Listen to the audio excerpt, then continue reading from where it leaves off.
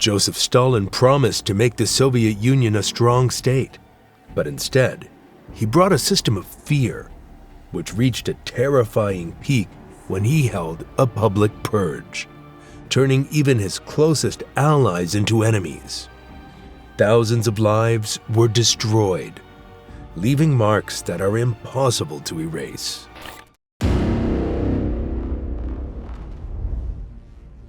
Joseph Stalin had already taken firm control of the Soviet Union by 1934. He held the most powerful position as General Secretary of the Communist Party, and most of his rivals had either been pushed aside or forced into silence. On the surface, the country appeared strong and united.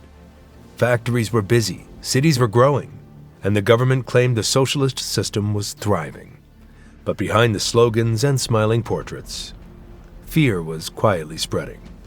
People spoke in whispers, avoiding even small criticism of the government. Everyone knew that one wrong word could ruin their life. Inside the Communist Party, not everyone trusted Stalin. Some old revolutionaries still remembered the former government's head, Lenin's warning that Stalin might abuse power. They saw how he slowly replaced independent thinkers with loyal followers, but most were too afraid to challenge him. By 1934, his paranoia had reached new heights. He believed spies and traitors were hiding in every corner, waiting to destroy him. That same year, the 17th Party Congress took place in Moscow. It was meant to celebrate the success of Stalin's 5-year plans and to show the unity of the communist leadership. The hall was filled with top party officials, decorated war heroes, and workers invited to witness the event. Speeches praised Stalin, calling him the great builder of socialism. But behind the applause, many secretly admired another man, Sergei Kirov, the party leader from Leningrad. Kirov was everything Stalin wasn't. He was warm, approachable, and popular among both party members and ordinary citizens. Unlike Stalin, he didn't rule through fear. Many people saw him as the kind of leader the Soviet Union truly needed. During the voting for the Central Committee, Kirov actually received more votes than Stalin himself. It was a shocking result, a quiet sign that Stalin's grip wasn't as absolute as he wanted it to be. Stalin didn't forget that humiliation. He watched Kirov closely after that. Within months, tragedy struck. On December 1st, 1934, Kirov was shot and killed in his office at the Smolny Institute in Leningrad. The killer, Leonid Nikolov, was caught on the spot. The official story said Nikolov acted alone out of personal anger, but very few people believed it. Nikolov was a nervous, unstable man who'd been under police watch for weeks. Many wondered how he managed to get inside a heavily guarded building and reach one of the country's most important leaders without help. The mystery deepened when Stalin personally traveled to Leningrad to investigate. Within hours, the police arrested dozens of people linked to Kirov and Nikolov, accusing them of being part of a secret anti-Soviet plot. Some of Kirov's guards disappeared soon after, and no one ever saw them again. Historians later found that many of the original files about Kirov's murder were destroyed or rewritten under Stalin's orders. Kirov's death became the perfect excuse for Stalin to start what he had always wanted, a campaign to destroy anyone who could stand against him. He used the murder to claim that enemies of the people had infiltrated the party, the army, and even the factories. By 1935, he had removed most critics from lower ranks. But now he wanted to crush those who had once stood beside him during the Russian Revolution. They were the men who helped build the Soviet state. Yet in Stalin's eyes, their popularity and independence made them dangerous. The first people to fall were known as the Old Bolsheviks, the original revolutionaries who had fought under Vladimir Lenin in 1917. They were respected across the country for their role in overthrowing the Tsar and shaping the Communist Party. Stalin, however, feared their influence. He worried that their loyalty was still to Lenin's memory, not to him. And worst of all, some of them had once sided with Leon Trotsky, the man Stalin hated most. Trotsky had been one of the most famous leaders of the revolution. But after losing his power struggle with Stalin in the 1920s, he was exiled from the Soviet Union and forced to live abroad. Stalin used Trotsky's name as a weapon, claiming that Trotsky was secretly plotting against the Soviet Union from overseas. Anyone connected to Trotsky in the past was now seen as a possible traitor. The most prominent of these accused men were Grigory Zinoviev and Lev Kamenev. Both had been Lenin's close allies and had once ruled the party alongside Stalin in the early 1920s. They had disagreements with Stalin before, but over time they tried to reconcile, believing cooperation would keep them safe. It didn't. In Stalin's mind, past disloyalty could never be forgotten. In 1935, the NKVD, the Soviet secret police, arrested Zinoviev, Kamenev, and many of their followers. At first, they were accused of spreading anti-Soviet ideas. Soon, the charges grew darker. Stalin claimed they had joined a secret Trotskyist Zinovievist center, supposedly working with foreign spies to overthrow the government. Then came the event that changed everything: the Moscow show trials. The first one began in August 1936. It was a carefully staged performance meant to convince the Soviet people that Stalin was protecting them from traitors. The courtroom was grand, packed with journalists, officials, and even foreign observers.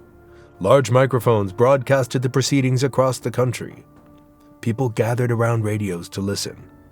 Zinoviev, Kamenev, and their co-defendants looked exhausted and broken. They stood before the judges and confessed to wild crimes, claiming they had plotted assassinations, sabotage, and secret meetings with Trotsky's agents in Europe. The accusations sounded unbelievable, yet the Soviet press reported them as fact. What the public didn't know was that the confessions were extracted through torture, sleep deprivation, and threats to their families. The verdict came quickly. On August 25, 1936, Zinoviev, Kamenev, and 14 others were found guilty and sentenced to death. Within hours, they were executed by firing squad. After that, Stalin no longer needed proof or logic to destroy his enemies. By 1937, the Great Purge had grown into a full national campaign. It wasn't limited to politicians anymore.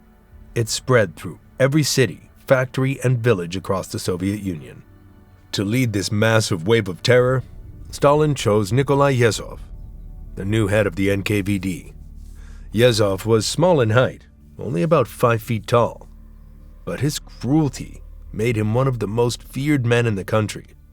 People called him the Bloody Dwarf because of his size and the huge number of deaths under his command. Stalin personally trusted Yezhov to cleanse the Soviet Union of what he called internal enemies. In early 1937, Stalin issued special secret police orders to the NKVD. One of them was Order Number 00447, which gave instructions to hunt down anti-Soviet elements. It listed groups like former nobles, priests, officers, and even ordinary workers who had been accused of laziness or bad behavior.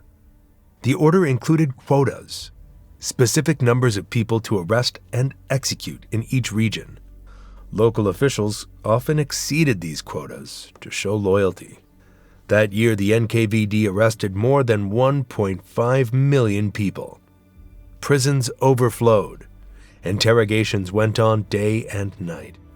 Many suspects were beaten, starved, or forced to sign false confessions.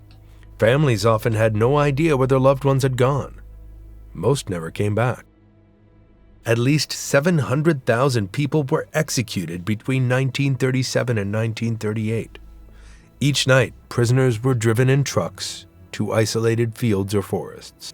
There, under dim lights, they were shot and buried in mass graves. In places like Butovo, near Moscow, and Levashovo, near Leningrad, the ground was later found filled with tens of thousands of bodies. The terror reached every corner of society. It wasn't just government officials anymore. Teachers, factory workers, engineers, doctors, writers, and farmers were accused of sabotage or spying. Even priests and churchgoers were targeted, as Stalin wanted to destroy religion and replace it with loyalty to him. Simple mistakes became deadly. If someone complained about food shortages, it could be seen as anti-Soviet talk. If a machine broke down at work, someone might be accused of deliberate sabotage. A careless word could lead to arrest. The Soviet people learned to stay silent. At work, they praised Stalin loudly and avoided private conversations. At home, families spoke in whispers, fearing that neighbors or even their own children might report them. The government encouraged citizens to inform on each other, promising rewards for unmasking traitors. Public trials were turned into propaganda events. Newspapers printed long reports filled with fake confessions. Radio broadcasts told stories of brave NKVD officers uncovering hidden plots. Many people pretended to believe the lies, because not believing was dangerous. The Great Purge had reached its darkest stage, but Stalin still wasn't satisfied. Now, his fear turned toward the one institution that had once made him feel safe: the Red Army. It was the pride of the Soviet Union, filled with officers who had fought bravely during the Revolution and the Civil War. But to Stalin, their success and independence were signs of danger. He began to suspect that the army's top commanders were secretly plotting against him. Stalin had become convinced that foreign powers, especially Nazi Germany, were trying to infiltrate the Soviet military. Instead of looking for real evidence, he simply invented it. The first to fall was Marshal Mikhail Tukhachevsky, one of the most respected military leaders in the country. Tukhachevsky was young, brilliant, and known for his modern military ideas. He had helped defeat foreign invaders in the 1920s and was admired by officers throughout the army. But his growing reputation made Stalin nervous. In June 1937, Tukhachevsky was suddenly arrested and accused of being a German spy. He was accused of organizing a plot to overthrow the government with help from foreign agents.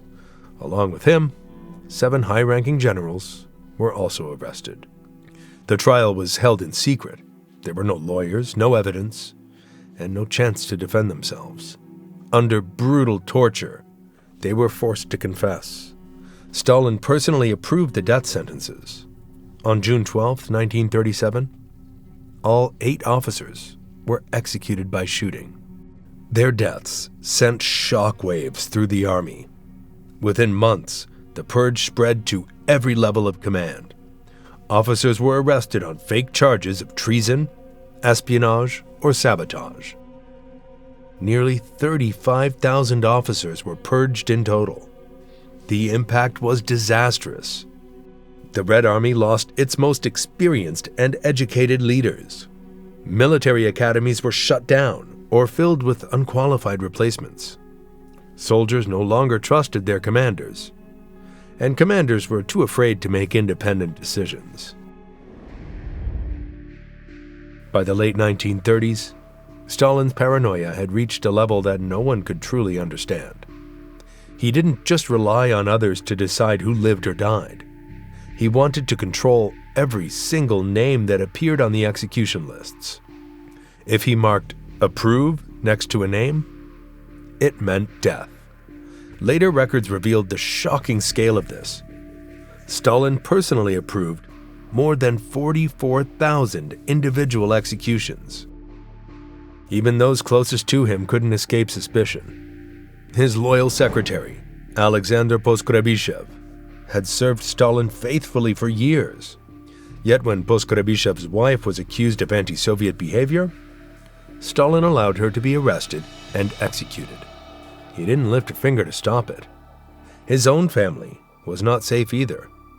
His brother-in-law, Stanislav Radenes, who had once been an NKVD chief, was arrested and shot during the purges. People who escaped execution were often sent to the Gulag system, a vast network of forced labor camps spread across the frozen landscapes of the Soviet Union. These camps stretched thousands of miles, from the icy forests of Siberia to the deserts of Kazakhstan. By the end of the 1930s, there were more than 400 separate gulag camps, each holding thousands of prisoners. Between 1937 and 1939 alone, more than 2 million people were sent there. Most had no idea why they were arrested. Many were never even given a trial. Some were guilty of small mistakes like being late to work, losing a tool, or saying something that sounded critical of the government. Others were simply victims of false reports made by frightened neighbors or jealous coworkers. Life inside the gulag was beyond harsh. Prisoners worked 12 to 16 hours a day, often in freezing temperatures that dropped below minus 40 degrees Celsius. They built roads, railways, and factories, or worked in gold and coal mines with little more than shovels in bare hands. Their clothing was thin, food was scarce, and medical care was almost non-existent. At night, many slept in wooden barracks crowded with hundreds of others, with no heat and barely any space to move. Diseases like tuberculosis and scurvy spread quickly. Starvation was constant. Guards were brutal and beatings were common. The smallest mistake, like slowing down on the job, could lead to being shot or left outside to freeze. Some camps became especially notorious. Kolyma in the far east of Siberia was known as one of the deadliest. Prisoners there mined gold in frozen ground, often dying from exhaustion or frostbite within months. Another, Vorkuta, deep in the Arctic Circle, forced inmates to mine coal in endless darkness during the winter. The death rates were horrifying. At Kolyma, nearly 30% of prisoners died every single year. The Gulag wasn't just a prison system. It was a way to break people completely, physically, mentally, and spiritually. The purpose was total control. By spreading fear and uncertainty, Stalin made sure no one dared to challenge him. By 1938, the Purges reached their most dramatic and chilling stage. The so-called Trial of the 21 was meant to be the grand finale, a final public display of Stalin's power. This time, the accused were some of the highest-ranking officials left in the Communist Party. Among them were Nikolai Bukharin, once a close ally of Lenin and one of the brightest thinkers in the early Soviet years, Alexei Rykov, a former Soviet premier, and Genrik Yagoda, the very man who had built and led the NKVD before being replaced by Yezhov. The trial began in March 1938, and as before, the courtroom became a stage. Cameras captured every word. Prosecutors read long lists of fake crimes. The men stood under bright lights, exhausted and broken after months of interrogation. Like the earlier defendants, they confessed to everything demanded of them. For many who watched, it was clear these weren't real confessions, but no one dared say it aloud. The entire country was made to see what happened to those who stood against Stalin, or even those who once stood beside him. Nikolai Bukharin, once called the darling of the revolution, tried to remain calm as he faced his death sentence. On March 15, 1938, he was executed by firing squad. Alexei Rykov and Genrik Yagoda followed soon after. This was the final major public trial of the Great Purge. But while the cameras stopped rolling, the killings did not. Behind closed doors, the arrests and executions continued in silence. The NKVD prisons were overflowing. Mass graves were dug in forests and fields across the Soviet Union. Thousands of bodies were buried there secretly, their names never recorded. By the end of 1938, Stalin believed he had achieved what he wanted. The state was purged of all enemies, and he stood at the top with no rivals left. But as the chaos spread, the economy began to suffer. Factories struggled to meet targets. The army was weakened. People lived in constant terror. And even foreign allies started to question what was happening in the Soviet Union. To protect his image, Stalin needed someone to blame for the excessive violence and disorder, and so he turned on the man who had carried out his darkest orders, Nikolai Yezhov, head of the NKVD. Yezhov, once feared across the country, suddenly found himself accused of abuse of power and distorting socialist justice. Stalin claimed that Yezhov had gone too far, executing innocent people and creating chaos in the process. In truth, Yezhov had done exactly what Stalin demanded. But in Stalin's world, even loyalty could be deadly. In November 1938, Yezhov was quietly removed from his position and replaced by Lavrenti Beria, a calculating and equally ruthless official from Georgia, who had long been waiting for his chance. Beria immediately began reviewing Yezhov's actions, pretending to restore order, while continuing many of the same brutal practices. By April 1939, Yezhov was arrested. He was tortured for months to make him confess to being a traitor, a spy, and even a secret enemy of Stalin. In February 1940, he was executed in a prison basement. His name was erased from photos, documents, and history books.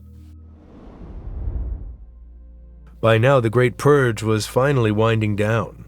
The official campaign of arrests and executions slowed, but the damage was already done. Historians estimate that about 1.2 million people were killed, though some believe the number could be even higher. The human cost was unimaginable. Families were shattered. Children grew up in orphanages because their parents were executed or imprisoned. Whole villages lost their men. Some regions were left without teachers, doctors, or local leaders. The Soviet Union's institutions were deeply weakened. The army had lost most of its experienced officers. The government was filled with men too scared to make independent decisions. Factories, universities, and research centers had lost their brightest scientists, engineers, and thinkers. Creative voices were silenced or killed, leaving a cultural emptiness that lasted for years. But for Stalin, this was success. In his eyes, the Purges had cleansed the party of traitors and guaranteed his complete control. There were no more rivals left to challenge his rule. Every person in power owed their survival to him, and that made them loyal. The Purges had changed the Soviet Union forever, leaving behind a country filled with silence, fear, and deep scars that would last for generations. It wasn't until after Stalin's death in 1953 that the truth began to surface. When Nikita Khrushchev took power, he exposed Stalin's crimes in his 1956 secret speech. He admitted that thousands had been killed without reason. The speech shocked the world and even members of the Communist Party. For decades, they had believed Stalin's purges were necessary. Now they learned the horror behind the lies. Some prisoners were released, and few victims were officially rehabilitated, meaning the government admitted they were innocent. But most names were never cleared. The damage was irreversible.